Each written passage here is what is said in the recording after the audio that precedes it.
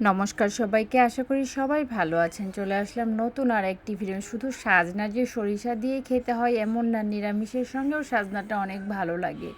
কড়াইয়ে সরিষার তেল দিয়ে দিলাম আর আলুটা কেটে আমি লবণ হলুদ দিয়ে ভালো করে লাল লাল করে ভেজে নিলাম। ভাজার পরে সাজনাটাও ভেজে নিলাম।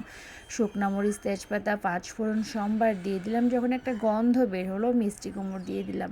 হলুদ গুঁড়া, মরিচ গুঁড়া, পরিমাণ মতো লবণ, সামান্য একটু চিনি দিয়ে খুব ভালো করে নেড়ে চেড়ে সাজনা আর আলুটা ভেজে রেখেছিলাম সেটা দিয়ে দিলাম। দিয়ে হালকা নেড়ে চেড়ে আবার ঢেকে দিলাম।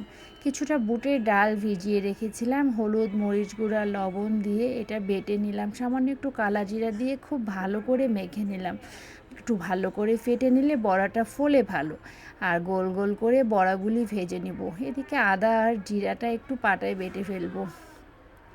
তরকারিতে বাটা মশলা দিলে স্বাদটা খুব ভালো আসে। মশলাটা মিহি করে বাটা হয়ে গেছে, তরকারিটা থেকে তেলও ছেড়ে আসছে। সে পরিমাণে মশলা দিয়ে আমি সামান্য একটু গরম জল দিয়ে দিলাম।